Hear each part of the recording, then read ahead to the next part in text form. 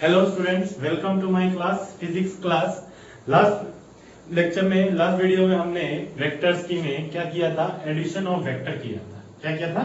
Addition of vector हमने अलग अलग तरीके से किया था। ट्रायंगल लॉ से किया था, कंपोनेंट मेथड से किया था, पैरेललोग्राम लॉ किया था एंड सब्ट्रैक्शन ऑफ वेक्टर्स किया था। आज हम इस वीडियो में मल्टीप्लीकेशन ऑफ वेक्टर करेंगे। मल्टीप्लीकेशन ऑफ वेक्टर को तीन तरीके से हम पढ़ेंगे। सबसे पहले multiplication of a vector by a scalar, दूसरा multiplication of a vector by another vector. तो ये multiplication of a vector by another vector है, इसको दो तरीके से किया जाता है। तो यहां देखते हैं multiplication of vector. Multiplication of vector, multiplication of vector में मैंने बताया कि दो बातें हैं हमारे पास। क्या क्या? कि सबसे पहले multiplication of a vector by a scalar, कि वेक्टर को मैंने एक स्केलर से ही मल्टीप्लाई कर दिया। अच्छा जी। दूसरा multiplication of vector by another vector.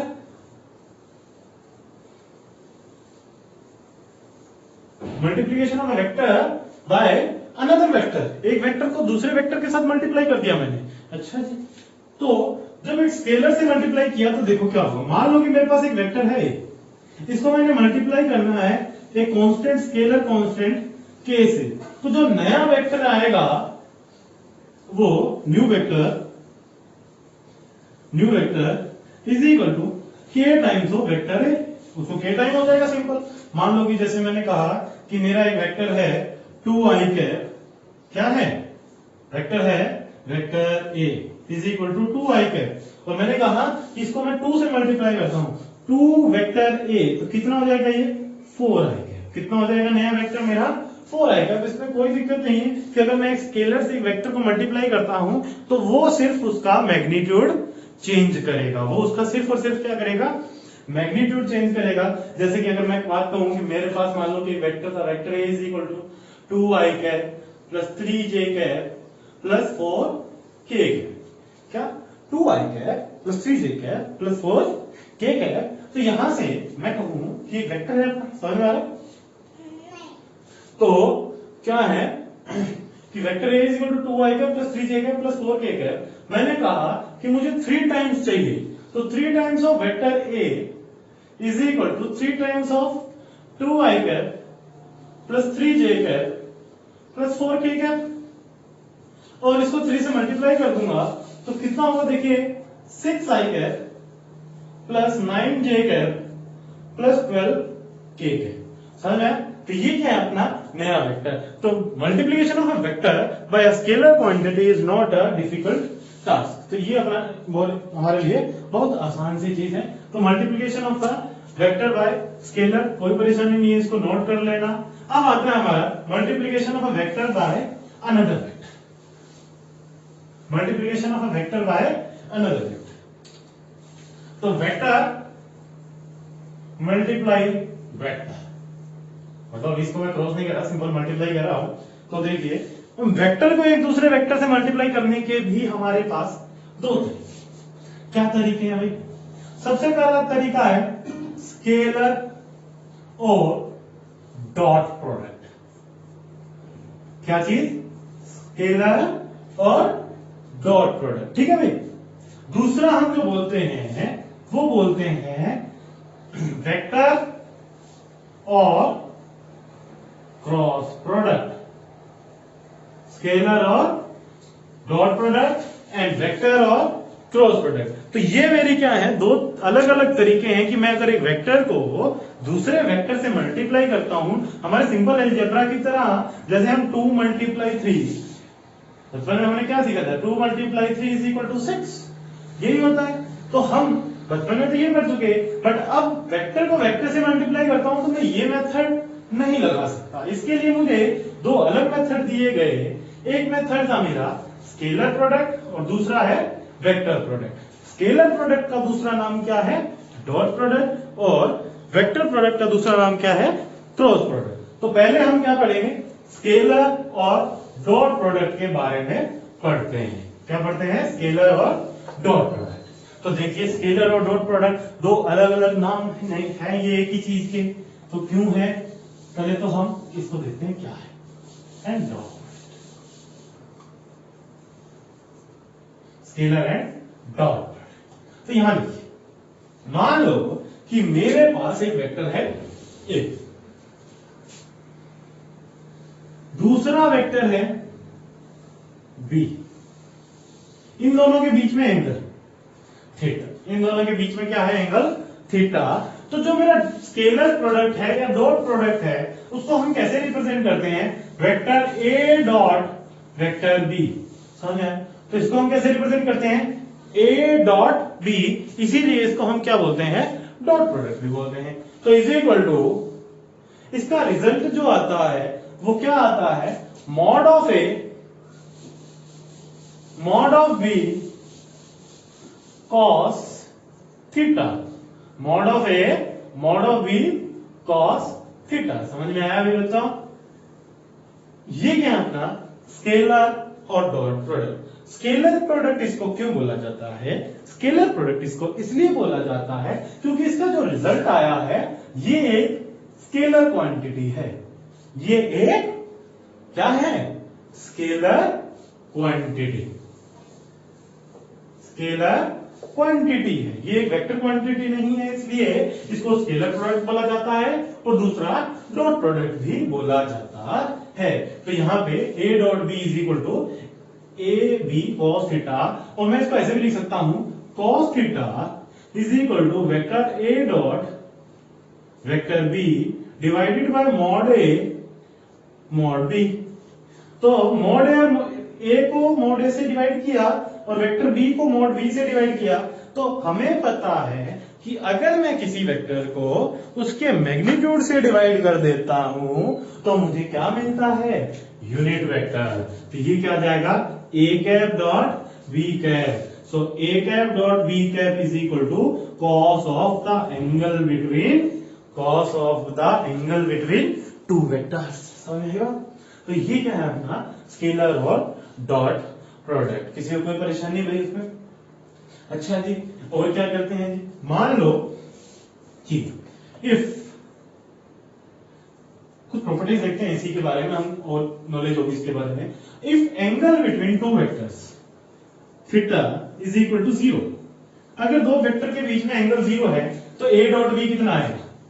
A dot B is equal to a B cos 0, और कॉस 0 कितना होता है?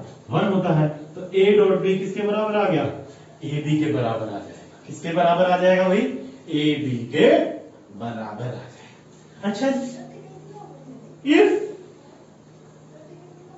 Theta is equal to 180 degree, if theta is equal to 180 degree, तो ए डॉट बी का रिजल्ट क्या आएगा भाई? बोलिए, a dot B is equal to a B cos 180 degree, that is equal to a B cos 180। तो cos 180 की value कितनी होती है भाई? -1। तो यहां से क्या आ जाएगा? माइनस ए बी रिजल्ट आ जाएगा। क्या आ जाएगा? माइनस ए बी रिजल्ट आ जाएगा। एक चीज देख सकते हो तुम कि इसको मैं ऐसे लिख रहा हूं ना, a dot b cos theta, तो a into b cos theta का मल्टीप्लीकेशन ही तो है ये a dot B. A dot B क्या है? ए और बी कॉस थीटा का मल्टीप्लीकेशन ही तो है ये। तो मतलब कि b cos थीटा क्या है? b cos theta is a component of vector b along vector a। मतलब सेम डायरेक्शन के कंपोनेंट्स को मैं यहाँ पे मल्टीप्लाई कर देता हूँ, वही मेरा क्या है? स्केलर और डॉट प्रोडक्ट, स्केलर और डॉट प्रोडक्ट। समझ में आया? अच्छा जी, नेक्स्ट बात करें हम, नेक्स्ट बात करता हूं तो क्या आएगी भाई? If theta is equal to 90 degree, if theta is equal to 90 degree, then a dot b is equal to ab cos 90, where cos 90 is 0। cos 90 की वैल्यू कितनी होती है भाई? 0 होती है। cos 90 की वैल्यू 0, तो ये कंप्लीट कितना हो जाता है? 0। तो मतलब अगर मेरे पास भैया क्या है? दो परपेंडिकुलर वेक्टर हैं। क्या है? दो परपेंडिकुलर वेक्टर हैं, तो उनका डॉट प्रोडक्ट कितना होगा? 0। अच्छा सर, अच्छा सीधी सी बात भाई, अगर कोई परपेंडिकुलर वेक्टर है तो उसका इसकी डायरेक्शन में कंपोनेंट कितना होगा? जीरो होगा, इसकी डायरेक्शन में कंपोनेंट जीरो हो तो मल्टीप्लाई जीरो से किया जाएगा। अभी बताया था ना मैंने कि dot product is the multiplication of two vector और दूसरा वेक्टर का कंपोनेंट एक वेक्टर की तरफ होगा, उन दोनों की मल्टीप्लीकेशन होती है, तो ये जीरो आ गया। अच्छा जी, ये हुई बात। अब नेक्स्ट, अब हम क्या करेंगे, ये तीनों हो गए, तो इसको स्क्रीन को पॉज करके इसको उतार लीजिए, हम आगे का काम करते हैं। एक प्रॉपर्टी और लिख लो यहाँ पे कि अगर मैं कहूं कि इफ मुझे मल्टीप्लाई करना है एक वेक्टर को खुद से, एक वेक्टर को खुद से ही डॉट प्रोडक्ट करना है, तो क्या करेंगे, वेक्टर ए मैग्नीट्यूड दूसरे का भी उसी का ही मैग्नीट्यूड इनटू कॉस। अगर मैं कहता हूं कि एक वेक्टर है, मान लो भैया ये, वो सेम वेक्टर इधर ही होगा, तो दो सेम वेक्टर के बीच में एंगल कितना है, सेम डायरेक्शन में है, तो उन दोनों के बीच में एंगल कितना होगा, जीरो। उन दोनों के बीच में एंगल कितना होगा, तो ये कितना हो गया, कॉस जीरो। तो ये कितना आ गया, ए स्क्वायर। कितना आ जाएगा ये, ए स्क्वायर। तो मैं ये कह सकता हूं कि mod a is equal to under root of a dot a, ये भी हम लिख सकते हैं, mod a is equal to under root a dot ए। तो समझ में आया, तो ये किसी को कोई परेशानी इसमें नहीं, तो उतार दीजिए। तो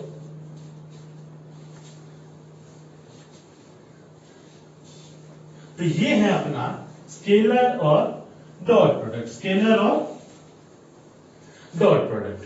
आगे देखिए, मैंने कहा कि अब जैसे कि मेरा आई जे एंड के फॉर्म में, क्या है, आई जे एंड के फॉर्म में, अगर मैं I dot J, I dot के डॉट ए, के डॉट जे डॉट जे करूं तो क्या होगा, ठीक है। तो यहां पे मैंने किया आई डॉट आई, तो ये क्या है, 1 इंटू 1, आई कैप मतलब आई cap, J cap, K cap, तो मतलब आई का मैग्नीट्यूड कितना होता है, 1, यूनिट वेक्टर होते हैं, तो आई कैप का भी 1, आई कैप का भी 1, और इन दोनों के बीच में एंगल कितना, cos जीरो। cos जीरो कितना होता है, 1, तो आई डॉट आई कितना आ गया, 1। इसी प्रकार जे डॉट जे भी कितना आएगा, 1 multiply 1 into cos zero, that is 1। तो i dot i is equal to j dot j cap is equal to k cap dot k cap is equal to 1। इनकी वैल्यूज कितनी आएंगी, तीनों की 1 आ जाएगी। अच्छा जी, अगर मैं कहूं क्या, अगर मैं कहूं कि मैंने आई कैप डॉट जे कैप करना है, तो क्या करेंगे, आई कैप का मैग्नीट्यूड कितना भाई, 1, जे कैप का मैग्नीट्यूड कितना भाई, 1, दोनों के बीच में एंगल कितना, सोचिए, what is i cap. I cap क्या है, a unit vector along positive x axis. J cap क्या है, unit vector along y axis. तो एक्स एक्सिस और वाई एक्सिस के बीच में एंगल कितना, कितना भाई, दोनों के बीच में एंगल कितना है, 90 डिग्री। तो कितना हो गया, cos 90, और cos 90 कितना होता है, 0। cos 90 कितना होता है, 0। तो आई डॉट जे 0, मतलब कोई भी दो परपेंडिकुलर वेक्टर होंगे, मतलब कि कोई भी दो परपेंडिकुलर वेक्टर होंगे, उनका डॉट प्रोडक्ट क्या आएगा, 0 आएगा। और ये तीनों वेक्टर कैसे हैं, म्यूचुअल परपेंडिकुलर वेक्टर हैं। तो इसका मतलब I dot J 0, I dot के 0, जे डॉट के 0, समझ में आया। तो ये सारी चीजें भी क्या है, मेरी आपस में 0 होंगी सभी। अगर मैं इनको कहूं कि के डॉट भी, के डॉट आई भी क्या है, 0 है, समझ में आया। तो इसलिए अगर मैं कहूं कि मेरा एक वेक्टर गिवन है, vector A is equal to A X I cap plus A Y J cap plus A Z K cap and vector B is given as B X I cap B Y J cap B Z K cap, और मुझे निकालना है A dot be in आई जे के form. आई जे के form में मेरे co dot product निकालना है, तो क्या काम किया जाएगा, यहां पे क्या काम किया जाएगा, यहां पे कहा जाएगा कि मान लो कि मैं सिंपल मल्टीप्लिकेशन करता हूं, A X I cap A Y J cap A Z K cap dot, इसको मल्टीप्लाई करूंगा, B X I cap B Y J cap B Z K cap. अच्छा, इसको मैं इससे मल्टीप्लाई करूंगा तो ये सबसे पहली जो टर्म है इसको मैंने इससे मल्टीप्लाई किया, इसको मैंने इससे किया, इसको मैंने इससे किया, तो देखिए क्या आएगा एक्स। देखो मल्टीप्लाई कौन हो रहा है यहाँ पे, डॉट प्रोडक्ट किसका होगा, वेक्टर का होगा, स्केलर का थोड़ी होगा। स्केलर स्केलर तो आपस में मल्टीप्लाई हो जाएंगे, तो ax और bx तो क्या है, स्केलर, i डॉट i। इसी प्रकार ये आएगा ax by i dot j। इसी प्रकार ये आएगा ax bz i dot k and so on. अब ये वाली टर्म इन तीनों से मल्टीप्लाई होगी, ये वाली टर्म भी इन तीनों से मल्टीप्लाई होगी, तो क्या किया जाएगा, तो i डॉट i मेरा क्या हो जाएगा, अभी तो किया 1 होता है भाई। i डॉट j कितना हो जाएगा 0, i डॉट j कितना हो जाएगा 0 हो जाएगा, तो मतलब ये टर्म भी 0, ये टर्म भी 0, सिर्फ और सिर्फ i डॉट i वाली बचेगी, और i डॉट i कितना होता है 1। तो यहां से इसी प्रकार तो मैं इसको इनसे मल्टीप्लाई करूंगा तो क्या j डॉट j की टर्म बचेगी, हाँ सर j डॉट j कितना हो जाएगा 1। तो यहां से क्या आएगा a y b y j dot j। ऐसे ही इसके साथ क्या बचेगी a z b z k dot k। समझ में आया सभी को, किसी को कोई परेशानी, तो यहां से क्या हो जाएगा, ये सब 0 हो गए, तो ये कितना आया 1, ये भी कितना हो गया 1, और ये भी कितना हो गया भाई 1। तो यहां से क्या आ जाएगा a dot b is equal to ax bx plus ay by plus az bz। किसी को कोई परेशानी, किसी को कोई दिक्कत, तो इस प्रकार हम क्या निकाल सकते हैं आई जे के फॉर्म में अपने वेक्टर डॉट प्रोडक्ट निकाल सकते हैं। तो स्क्रीन को पॉज करके ये सब कुछ तुम अपनी नोटबुक में उतार देना, ठीक है। आगे चलते हैं, मान लो कि हम बात कर रहे हैं दो प्रॉपर्टीज की, जो कभी तुमने मैथमेटिक्स में सुना होगा, कम्यूटेटिव एंड डिस्ट्रीब्यूटिव। तो scalar product is both commutative and distributive. Scalar और डॉट प्रोडक्ट क्या है, कम्यूटेटिव भी है और डिस्ट्रीब्यूटिव भी है। कम्यूटेटिव का मतलब क्या है कि अगर मैंने a डॉट b किया तो b डॉट a की वैल्यू क्या होगी, इसके बराबर होगी। This property is known as commutative property. क्या बोलते हैं इसको, कम्यूटेटिव। डिस्ट्रीब्यूटिव क्या है, मैंने कहा कि अगर मेरे पास वेक्टर a है और उसका डॉट करना है मुझे vector b plus vector c के साथ, उसका मुझे डॉट करना है vector b plus vector c के साथ, तो क्या किया जाएगा, इसको डिस्ट्रीब्यूट कर सकता हूं मैं इनके साथ। तो ऐसी प्रॉपर्टी को हम क्या बोलते हैं, बोलो, डिस्ट्रीब्यूटिव प्रॉपर्टी। आएंगे तो a dot b plus a dot c, this is known as distributive property. किसी को कोई परेशानी नहीं ना, ठीक। तो स्क्रीन को पॉज करके ये सब कुछ उतार लीजिए। अब नेक्स्ट मैं कहता हूं कि इसी में एक क्वेश्चन भी आ जाता है, किसी किसी चीज बुक्स में देखोगे तो, और एक प्रूफ भी है कि जो मेरा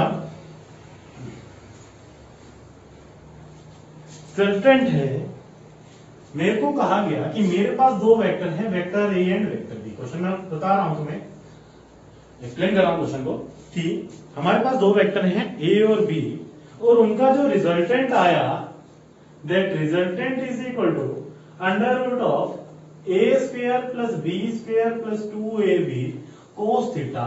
ये हमको प्रूव करना है।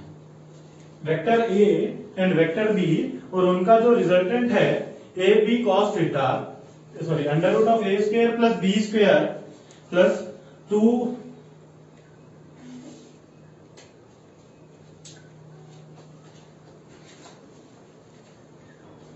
हाँ, हम क्या कह रहे थे कि हमारे पास ये रिजल्ट प्रूव करना है हमें। ये रिजल्ट हमने ट्रायंगल लॉ और पैरेललोग्राम लॉ से भी प्रूव किया था, बट यहाँ पे हम क्या करेंगे, हमारे पास दो वेक्टर हैं, vector A and vector B, इनसे मुझे ये रिजल्ट प्रूव करना है। और अभी जो हमने टॉपिक पढ़ा स्केलर एंड डॉट प्रोडक्ट में मैं करवा रहा हूं, तो हमें मतलब कि इसी से प्रूव करना होगा।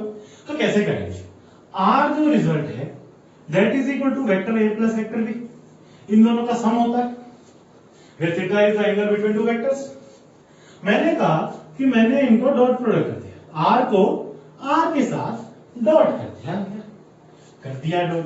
तो क्या करेंगे, एक वेक्टर ए है, दूसरा वेक्टर बी है, उसका डॉट किया, एक वेक्टर ए पे और दूसरा वेक्टर बी पे, कोई परेशानी? तो इसका इसके साथ डॉट किया तो ये क्या आ गया, वेक्टर आर का स्क्वायर। अभी सीखा था ना हमने, ए डॉट ए का क्या होता है, आर के मैग्नीट्यूड का स्क्वायर होता है, और इसको ए डॉट ए करूंगा तो क्या आ जाएगा, A square. A dot B, A dot B आएगा। अच्छा जी, B dot A, B dot A आ जाएगा। अच्छा जी, B dot B, B square. ठीक है, तो ये क्या आ गया, A square plus B square. अभी आपने पढ़ा कि कम्यूटेटिव प्रॉपर्टी में क्या होता है, A dot B is equal to B dot A, A dot B is equal to B dot ए। तो ये क्या आ जाएगा, ए डॉट बी और ये भी ए डॉट बी है, तो 2 ए डॉट बी का under root, that is mod of R. Mod of R is equal to under root of A square B square. A dot B क्या होता है, डॉट प्रोडक्ट अभी पढ़ा हमने, तो क्या आएगा 2ab cos theta, where theta is the angle between two vectors. समझ में आया सभी को? तो इस प्रकार हम ये रिजल्ट को प्रूव कर सकते हैं। किसी को कोई दिक्कत? तो ये क्या था हमारा scalar and dot product. Next आता है अपना vector and triple, sorry vector and cross product. Next अपना vector and cross product, vector and cross product. ठीक है, वेक्टर और क्रॉस प्रोडक्ट क्या था, स्केलर प्रोडक्ट में किसी को कोई परेशानी नहीं है? किसी को कोई परेशानी हो तो मुझसे जरूर पूछना, मोस्ट वेलकम। तो यहां देखिए, मान लो कि मेरे पास एक वेक्टर है ए और दूसरा वेक्टर है बी, ये इसी के प्लेन में है। एक वेक्टर है ए, दूसरा वेक्टर इसी के बी, थीटा एंगल। ठीक है, एक वेक्टर ए इधर है, एक वेक्टर बी इधर है, दोनों के बीच में एंगल कितना है, थीटा एंगल है। दोनों के बीच में कितना है, थीटा एंगल। तो ए क्रॉस बी, यहां से तुम्हें पता लगी कि हम इसको क्रॉस प्रोडक्ट क्यों बोलते हैं। वहां पे डॉट यूज करते थे, यहाँ पे क्रॉस यूज करते हैं, यहाँ पे क्या करते हैं, क्रॉस यूज करते हैं। तो इनका जो रिजल्टेंट आता है, क्या आता है, इनका जो रिजल्टेंट आता है वो आएगा इस डायरेक्शन में, और वो कितना होगा, that is equal to mod of A mod of B sine theta N cap. तो इनका रिजल्ट आता है स्केलर प्रोडक्ट में, जो मल्टीप्लाई करने के बाद में रिजल्ट आता था वो एक स्केलर रिजल्ट होता था, और यहां पे जो रिजल्ट आ रहा है वो कैसा है, एक वेक्टर रिजल्ट है। वो कैसा है, एक हमारा वेक्टर रिजल्ट है, क्योंकि उसके पास एक मैग्नीट्यूड भी है और डायरेक्शन भी। क्या है, मैग्नीट्यूड भी है और डायरेक्शन भी है। किसी को कोई परेशानी? तो यहां पे मुझे मैग्नीट्यूड एंड डायरेक्शन दोनों मिल रहा है। तो इसके साथ ये एंगल 90 डिग्री, इसके साथ ये एंगल 90 डिग्री।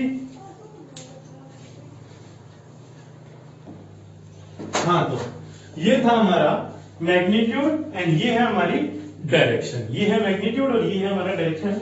और ये जो रिजल्टेंट आता है वो क्या आता है, दोनों वेक्टर्स के परपेंडिकुलर होता है। और इसको हम कैसे निकालते हैं, राइट हैंड थंब रूल। किससे, राइट हैंड थंब रूल। किससे भाई, राइट हैंड थंब रूल। कैसे सर, कैसे करते हैं, देखो ध्यान कि ए क्रॉस बी में क्या है, सबसे पहले जो वेक्टर है उसकी तरफ अपने राइट हैंड की फिंगर्स को रखिए और दूसरे वेक्टर की तरफ उन फिंगर्स को घुमाइए।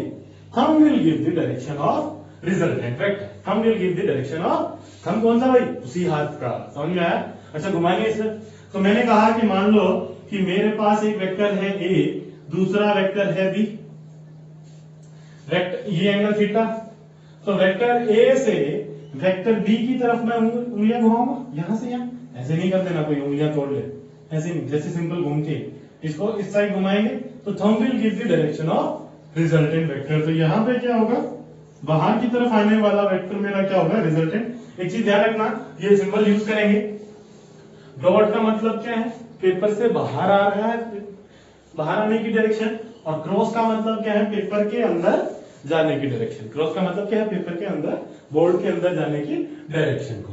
अच्छा जी, तो यहां देखिए ए क्रॉस बी किया तो मुझे डायरेक्शन किधर मिली, ऊपर की तरफ। डायरेक्शन किधर मिलेगी, ऊपर की तरफ। तो दूसरा देखिए, अगर मैं बी क्रॉस ए करूंगा, मैग्नीट्यूड तो यही आएगा, A B sine theta, angle भी वही रहेगा तो, बट क्या चेंज हो जाएगा, डायरेक्शन। अभी डायरेक्शन किधर थी, ऊपर। अगर बी क्रॉस ए करूंगा तो देखिए बी से ए पे आया तो डायरेक्शन किधर आ जाएगी, नीचे, अपोजिट डायरेक्शन हो जाएगी। तो क्या मैं ये लिख सकता हूं, A cross B is negative of B cross ए।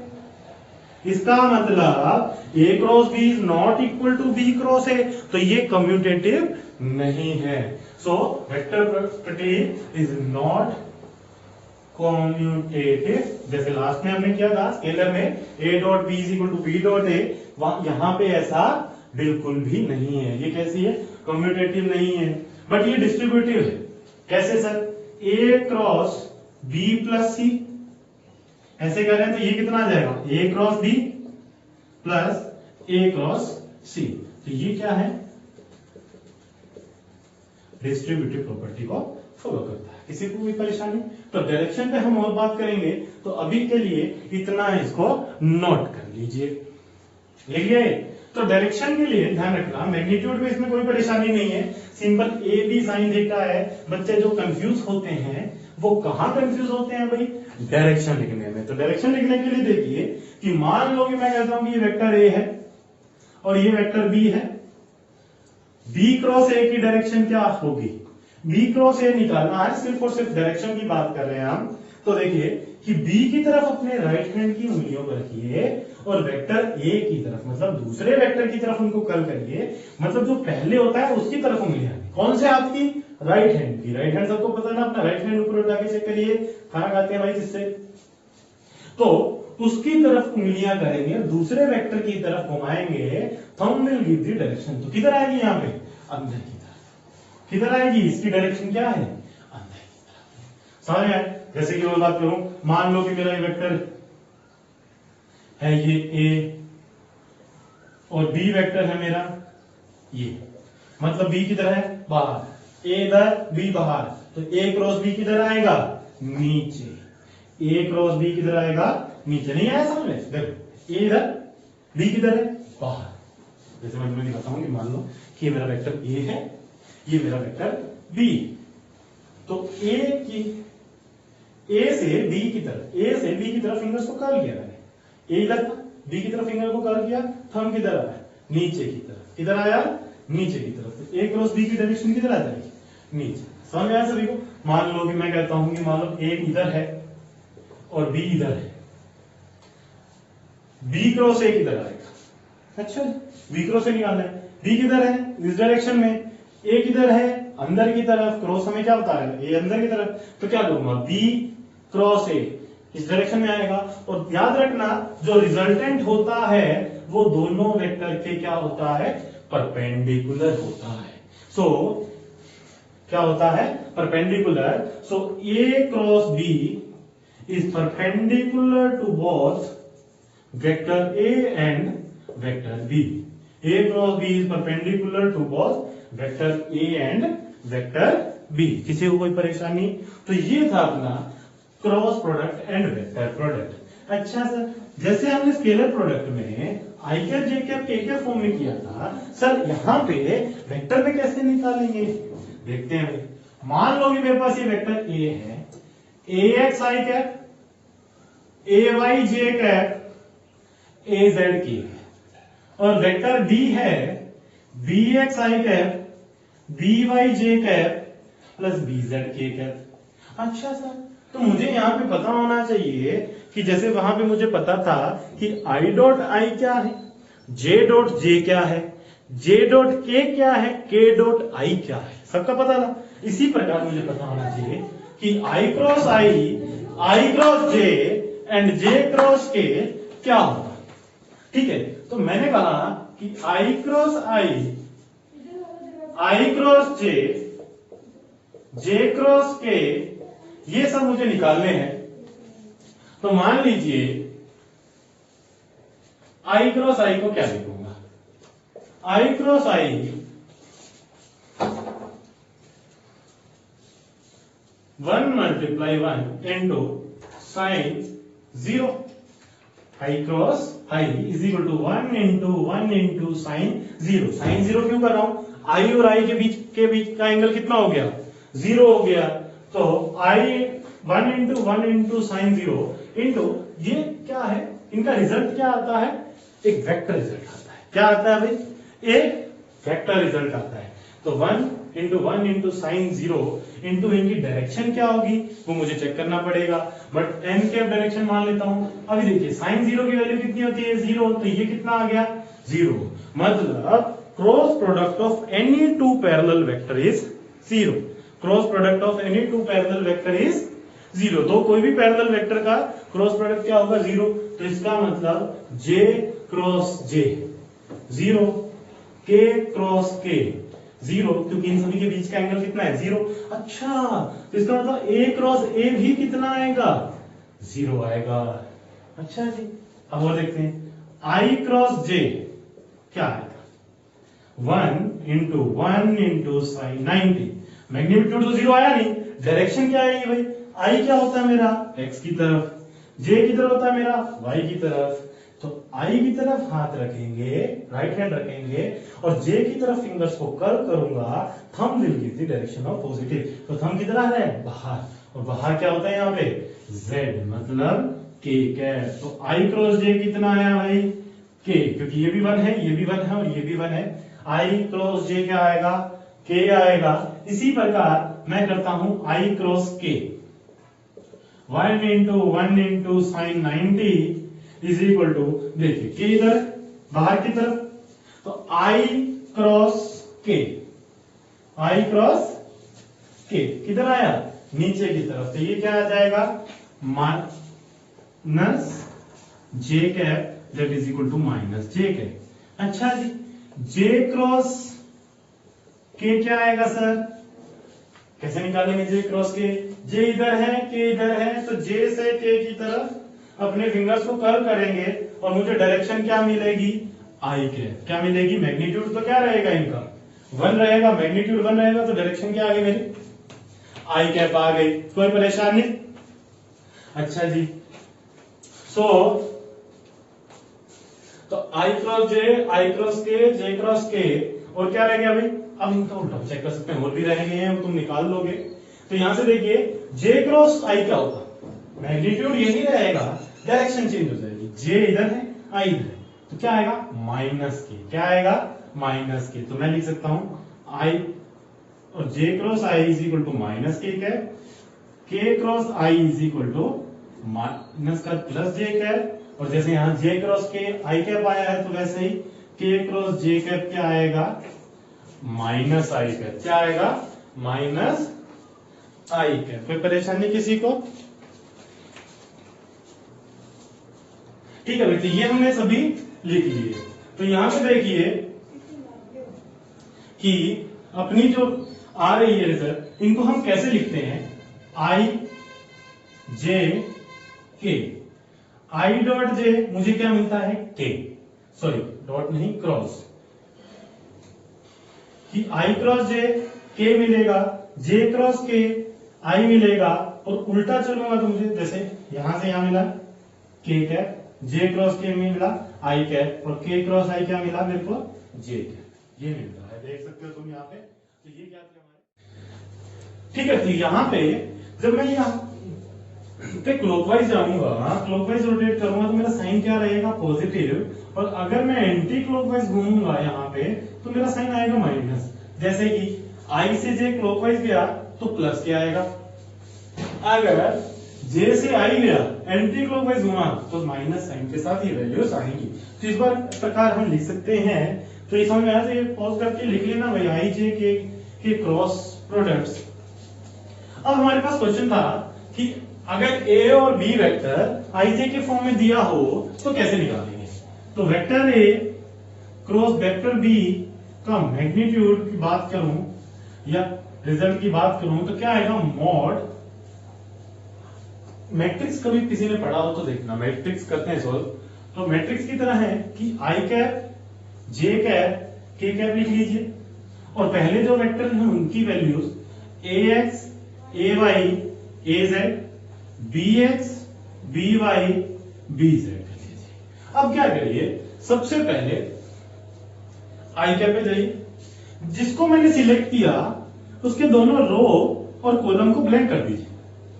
ये क्या हो गया, मान लो पॉज हो गया, तो सिर्फ ये A Y into B Z, A Y into B Z minus A Z into B, A Z into, ठीक है भाई। अल्टरनेट साइन चलते हैं, पहला प्लस लिया तो दूसरा माइनस, माइनस लिया तो ये प्लस, तो नेक्स्ट आ जाएगा माइनस जे कैप। जब जे को लिया तो ये वो दोनों पॉज हो जाएंगे, सिर्फ ये बचेंगे, तो A X into B Z, A X into B Z minus A Z into B X, A Z into B X plus plus minus plus, तो plus K cap into K लिया तो ये दोनों ब्लॉक हो गए, तो A X B Y minus A Y B X. कोई परेशानी किसी को? तो ये क्या आ गया अपना ए क्रॉस बी वेक्टर, ये क्या आ गया हमारा ए क्रॉस बी वेक्टर। तो इस प्रकार हम वेक्टर एंड क्रॉस प्रोडक्ट अपना निकाल सकते हैं। किसी को कोई परेशानी नहीं? ठीक है भाई। अब एक चीज रह गई हमारी, जो क्या है देखिए, वो है कि component of a vector B along vector A, component of vector B along vector A, component of vector B along vector A. तो देखिए क्या होगा, मान लो कि ये मेरे पास वेक्टर ए है और ये वेक्टर बी, इन दोनों के बीच में एंगल कितना है, थीटा। तो मुझे इस बी वेक्टर का कंपोनेंट ए वेक्टर के अलोंग चाहिए, तो मतलब कि इसका कंपोनेंट इसके अलोंग चाहिए। तो क्या हो जाएगा, कंपोनेंट लिखूंगा तो क्या आएगा भाई, बी कॉस थीटा। क्या आ जाएगा, बी कॉस थीटा। तो वेक्टर बी का ए के अलोंग ये तो क्या आया, मैग्नीट्यूड है। मुझे क्या चाहिए, साथ में डायरेक्शन भी देनी है इसको। क्या देनी है, डायरेक्शन। तो ये क्या हो जाएगा, component of vector B along vector A is B cos theta, और डायरेक्शन किसकी, ए की। तो ए की डायरेक्शन दूंगा तो क्या दूंगा, ए कैप। तो ये कितना हो जाएगा, A cap B cos theta. इसका मतलब ए कैप को क्या लिख सकता हूं, वेक्टर ए का मैग्नीट्यूड, वेक्टर ए का मैग्नीट्यूड ले लो, आगे कर लो चाहे, vector A divided by mod A. क्या ए कैप में लिख सकता हूं, बी कॉस थीटा। तो क्या इसको ऐसा लिखा जा सकता है, A dot B by mod A. ये क्या है, ये क्या हो गया, ए बी कॉस थीटा का मैग्नीट्यूड। तो इंटू, क्या ये और ये एक चीज है, क्या ये और ये एक ही चीज है, देख लीजिए भाई, क्या ये और ये एक ही चीज है। तो समझ में आया सभी को? इसको सोल्व करके दिखाता हूं मैं। A dot B by mod A dot A है। कुछ कहेंगे कि सर ये और ये एक चीज कैसे है, तो यहां देखिए, इसको मैं सोल्व करता हूं। ए डॉट बी को मॉड ए मॉड बी कॉस थीटा होगा, A dot B divided by mod A into A है। तो मॉड ए से मॉड ए कैंसिल हो गया, तो क्या आएगा, mod B cos theta A cap. क्या यही है तो मैंने यहां पे लिखा। तो इसका मतलब जो component of vector B along vector A को मैं क्या लिख सकता हूं कि B cos theta A cap या A dot B by mod A cap, A dot B by mod A cap. किसी को कोई परेशानी? और इसको हम ऐसे भी लिख सकते हैं, ये लिखा हमने, कोई दिक्कत किसी को? ठीक है, तो इस प्रकार कर सकते हैं। अगर हमसे कोई पूछे, ये तो क्या था, component of vector B along vector A. याद रखना है इस रिजल्ट को, A dot B divided by mod A into A cap. ये मैग्नीट्यूड है, यहाँ पे ध्यान दीजिए, ये जो सिंपल लिखा है ये क्या है, मैग्नीट्यूड है। और ये क्या दे रहा है मुझे, डायरेक्शन दे रहा है। ये क्या दे रहा है हमको, डायरेक्शन दे रहा है। अच्छा, component of B perpendicular to vector A, component of B perpendicular to, component of B perpendicular to vector A, मतलब कि वेक्टर ए इधर है और वेक्टर बी इधर है, तो इसके परपेंडिकुलर चाहिए। एक चीज देखिए, ये एंगल थीटा है, ये मेरा वेक्टर बी, ये क्या है, बी कॉस थीटा, ये है ना, मुझे ये वाला ही तो चाहिए, तो मैंने कह दिया ओ ए बी। ध्यान से देखिए, तो क्या ये ए बी वेक्टर ही चाहिए मुझे यहां पे? क्या ए बी वेक्टर ही चाहिए? हाँ सर, ए बी वेक्टर ही चाहिए। तो क्या लिख सकता हूं ट्रायंगलों से, O A vector plus O B vector is equal to, sorry, O A vector A B vector is equal to O B vector. कोई परेशानी नहीं? तो यहां से देखिए हम क्या लिख सकते हैं कि मुझे क्या चाहिए, ए बी वेक्टर चाहिए, so A B vector is equal to O B vector minus O A vector. O B vector कितना है भाई, वेक्टर बी खुद, माइनस ओ ए वेक्टर क्या है मेरा, ये वाला component of vector B along vector A, क्या यही है? तो इसको मैं क्या लिख सकता हूं, A dot B by mod of A to A. So this is component of vector B perpendicular to vector A, और ये क्या है, component of vector B along vector A. A vector का कंपोनेंट दूसरे वेक्टर के along और ये उसके परपेंडिकुलर। तो ये क्या था अपना वेक्टर टॉपिक था कंप्लीट, और इसमें जो क्वेश्चंस हैं, प्रॉब्लम है, उसके लिए एक अलग से वीडियो बना के एक दिन सिर्फ और सिर्फ हम क्या करेंगे, प्रॉब्लम सॉल्विंग टेक्निक्स देखेंगे कि कैसे प्रॉब्लम सॉल्व करते हैं वेक्टर्स की। ठीक है, तो किसी को इसमें कोई भी परेशानी हो तो मुझे पूछ सकते हो आप। ठीक है, ओके, थैंक यू।